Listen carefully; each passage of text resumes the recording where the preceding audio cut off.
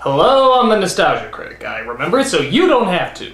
I can't help it. I'm a product of advertising. I see something advertised, I have to go buy it. Buy this. But that doesn't mean there aren't some advertising gimmicks or characters that work better than others. Buy this one too. Take, for example, cereal labels.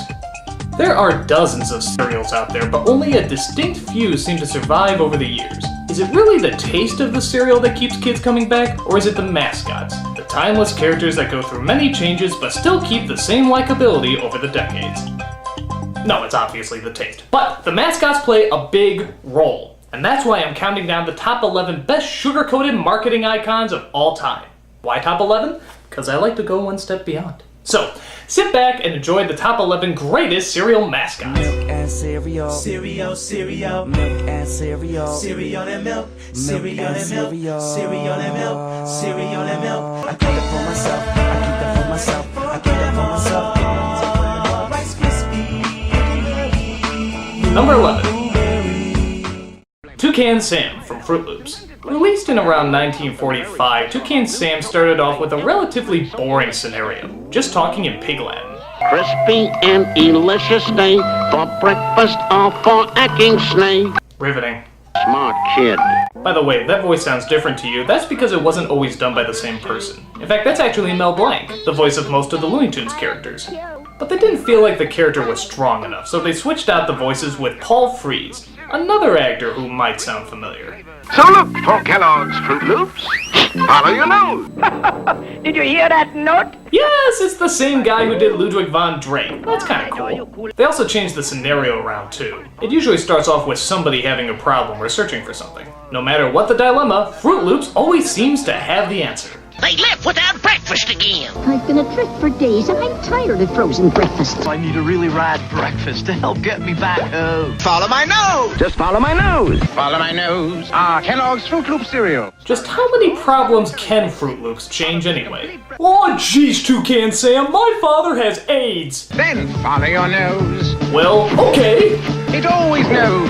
Oh, I wonder what it could be. Kellogg's Fruit Loop cereal. My father still has AIDS.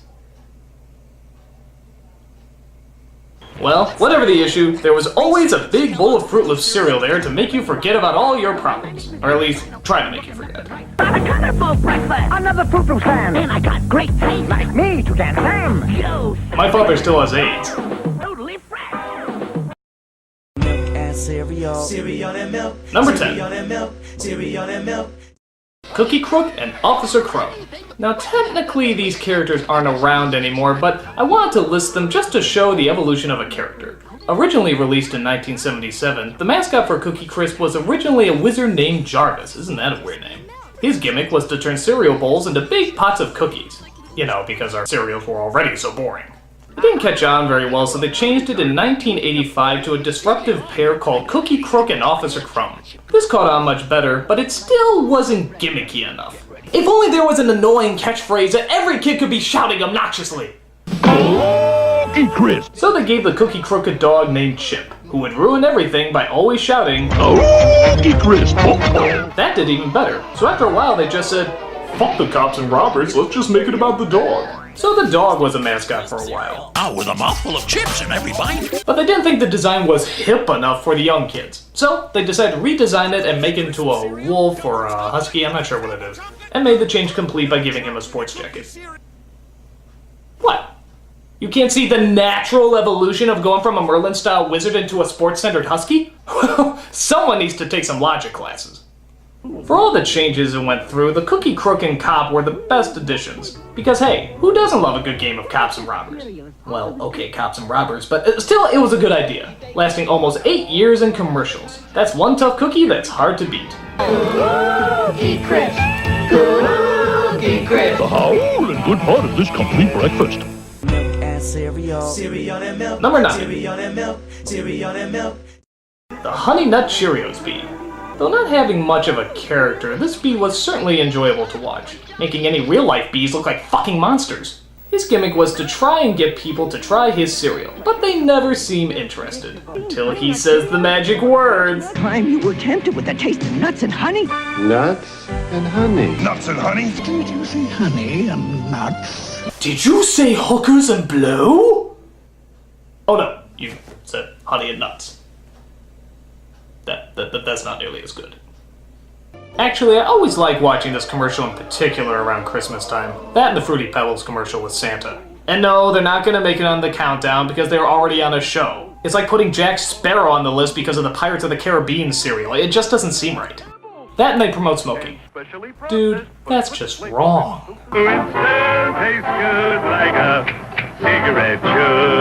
It's funny that we all just call him B because he actually was given a name. In 2000, they held a contest for who would name the Honey Nut Cheerios Bee, and a 5th grader won the prize by naming him, are you ready for this? Buzz Bee. Really? That's the most imaginative name you could pick from the list?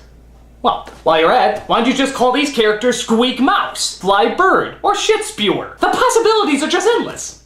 Well, to me, he's the Honey Nut Cheerios Bee. Sure, it's a long name, but a mascot by any other name would still be as marketable.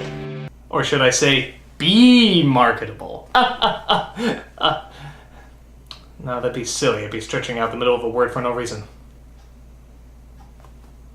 Milk and cereal. Cereal and milk. Number 8. Cereal and milk. Cereal and milk. Wendell from Cinnamon Toast Crunch.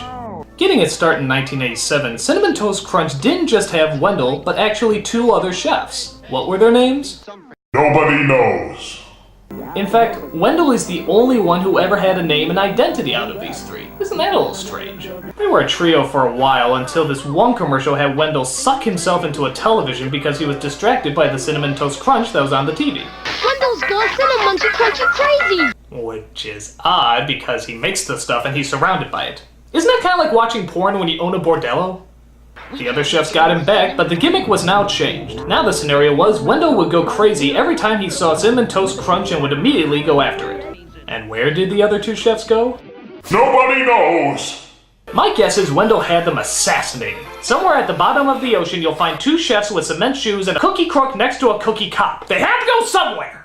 Since then, the focus seemed to veer away from Wendell and instead showed off other people who could see everything except why kids love Cinnamon Toast Crunch. But does he know why kids love Cinnamon Toast Crunch? Is it animal, vegetable, or mineral? I just don't know. Well, isn't it obvious? It's covered in crack. The sugar's just a cover. That's pure 100% blood. Haven't you ever wondered why your kids get so active after they eat it? Whatever does go into those crystals, you can always be sure that there's a creepy old man who's there to make it. A tasty part of a complete breakfast. Milk and cereal. Cereal and milk. Number 7. Cereal and milk. Cereal and milk. Lucky from Lucky Charms. Not too much has changed with him over the years. Literally from day 1, the gimmick has always been the same. Catch Lucky and you get his Lucky Charms. Glory be, free shamrocks. Catch a pack of Lucky Charms. Okay, what the hell's a kid doing with handcuffs? Getting its start in 1962, Lucky was originally known as LC Leprechaun. Well, what did the LC stand for? Oh, Lucky Charms. Yeah, I'm a fucking idiot. Orange, green, and blue. Marshmallows at every spoonful. A magical taste for you. Nothing too much to say about him, just that kids love chasing after things, so the idea of trying to catch something to get reward is always foolproof. The chase never stops. But wouldn't you be pissed off if you caught a leprechaun and instead of gold you got a friggin' bowl of cereal? Woohoo! And now that you caught me, you get me Lucky Charms. No, I want the gold. No, you want a Lucky Charms. No, I want the gold. No, you want a Lucky Charms. I'm quite positive I want the gold. Well, if you want to deny the sweet taste of... There, now you're dead. How do you like that? An idea so basic it has to be admired, Lucky is the perfect prize to catch or smash at the end of any rainbow. So magically delicious. Milk and cereal. Cereal and milk. Number 6. Cereal and milk. Cereal and milk. Captain Crunch from, well, Captain Crunch. Is it me, or is this guy the Snagglepuss of cereal mascots? Captain Crunch with Crunch Berries. Next time, let's not wish quite so hard. And remember to exit stage right.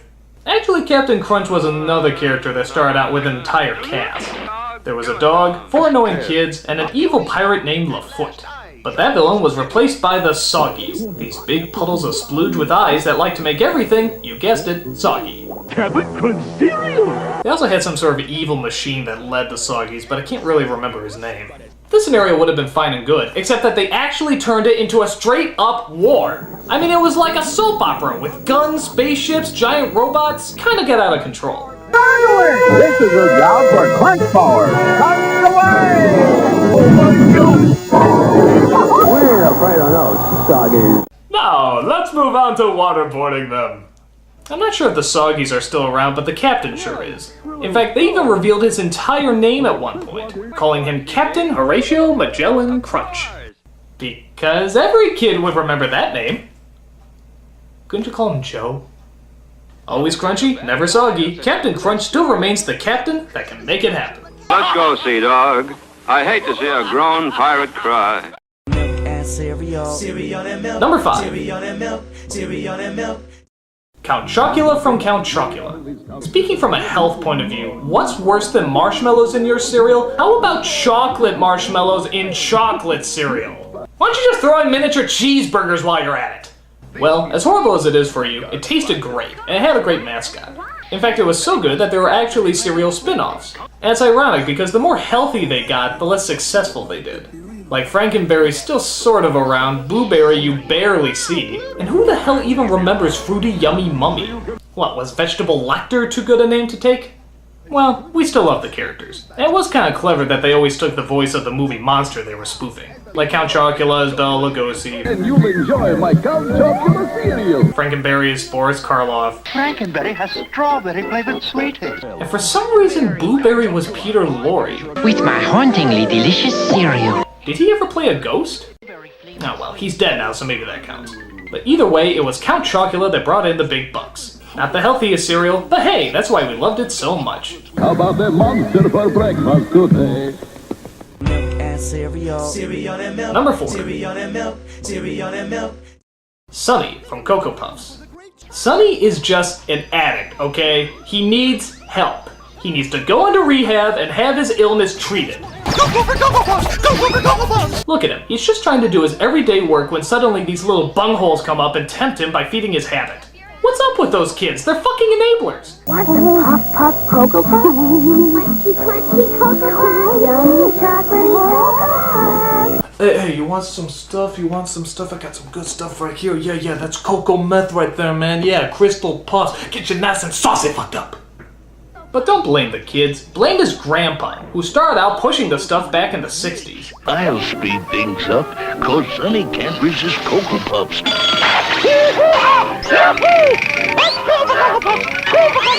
He would do this in every commercial. What a dick!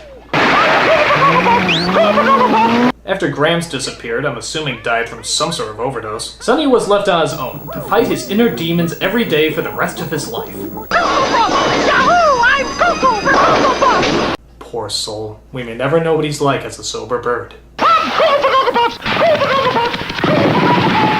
By the way, do you know who originally did the voice for Sonny? You would never guess in a million years. Get Gramps or me! Free in Cocoa Puffs! Thundercats! That's right, it's the guy who did Lion-O from Thundercats. What the hell happens to a guy who goes from a butch, manly superhero to a crazy, addicted bird? I'll tell you what happens. Puffs happens! Everyone thinks Lindsay Lohan got addicted to drugs? Not a chance. It was Puffs! Tennessee Williams addicted to alcohol? Not even close. It was Puffs! Puffs! Puffs! Puffs! Remember, kids, life may be rough, but don't do the puffs. It isn't glamorous or cool or kid stuff.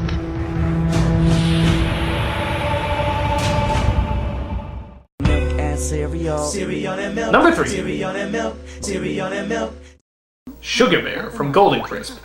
I love this guy. This is the most laid-back character who always somehow manages to kick ass. Put the pole in the bowl. He's like if the dude was on steroids. He's freaking awesome. I can't get enough Super Golden Crisp. It's got the crunch with punch. He surprisingly started out on a show called Linus the Lion-Hearted, who actually hosted a slew of characters that had their own cereals. Rice crinkles toasting. Oh, Sugar Crisp. Did you see him? Did you see him? Watch it again. Sugar Crisp. How funny is that? All these overblown characters, and the one that makes it big is the very last one. I don't know if he did well because of the cereal or if the cereal did well because of him, but he stuck around. And like most cereals, Golden Crisp, then called Sugar Crisp, seemed to be the one entity that could solve all the world's problems. Hey, Blob, you're polluting the air. I don't care, Bear. Well, I do. So I'll put out the fire and clear up the air. Take that, Al Gore! You deserve a reward, Sugar. Super Sugar Crisp is my reward. Yeah, he's just like, fuck off, bitch, I got some cereal that needs eating. Fee-fi-fo-fum, that looks good and I want some. Eventually the story became that all these evil baddies would try to steal his Golden Crisp. What's up, fellas? Your time, Sugar Bear. We're cruising for a crime. But as soon as he popped a few in his mouth, he became like Popeye and kicked ass. Yes, that snake's bite is history. Yeah, I can't get enough of me Golden Crisp. Everybody's falling for that great honey crunch. There's an even stranger plot that evolved where he constantly tries to steal Golden Crisp from an old lady. Isn't that a little, low? Here comes that singing bear again to steal my post-Sugar Crisp cereal. I'll take that. Well, if there's anyone that can make robbing from the elderly cool, it's Sugar Bear.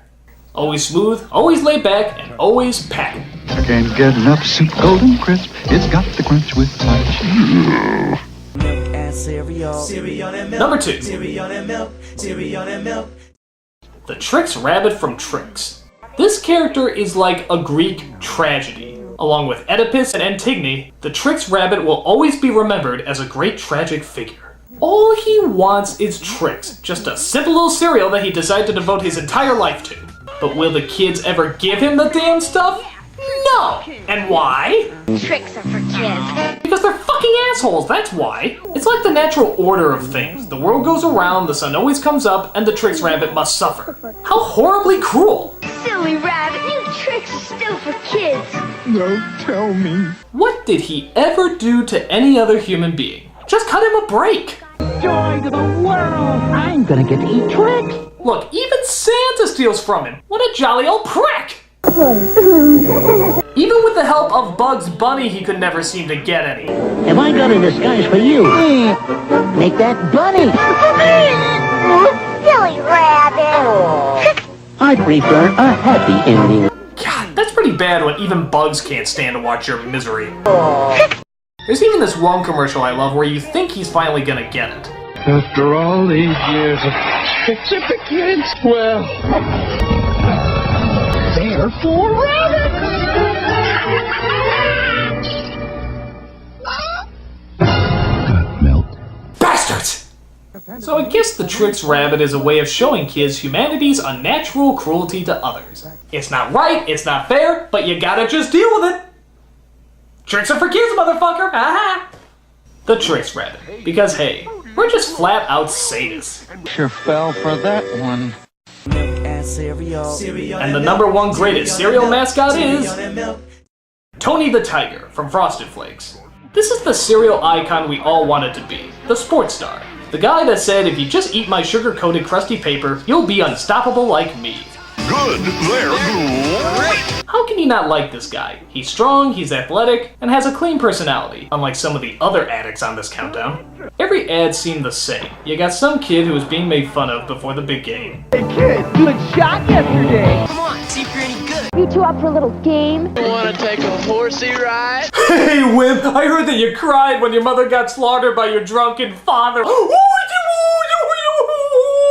But then Tony's Frosted Flakes seems to give the kid the extra energy that he or she needs. String out the tiger. You know what to do. Who let the tiger out on the ice? Frosted Flakes, the middle finger of breakfast. Actually, Tony started out in 1958 and even had a son named Tony Jr. Sugar Frosted Flakes by Kellogg's out of Battle Creek. His voice was different too. It was done by Dallas McKennon, who you may recognize from that Haunted Mansion ride. And the moon climbs high o'er the dead oak tree. They're great. Then the voice was continued by Thurl Ravenscroft, who sang a lot of the songs from How the Grinch Stole Christmas. You show them, but first let's start with a complete breakfast including my Frosted Flakes. But after his death in 2005, they gave the job to Lee Marshall, who's still doing it today. Go, Tiger! He was the only cereal mascot who actually kind of seemed like a role model. He was cool, strong, and just a character you could look up to. all yours, Tiger. The taste of Kellogg's Frosted Flakes brings out the tiger in you. Tony the Tiger. If you didn't like him, then you're a great big douchebag. And you. And those are the top 11 greatest cereal mascots. I hope you enjoyed them. And before I go, I'd like to acknowledge all the poor souls who sadly lost their lives to the addiction that is Cocoa Puffs.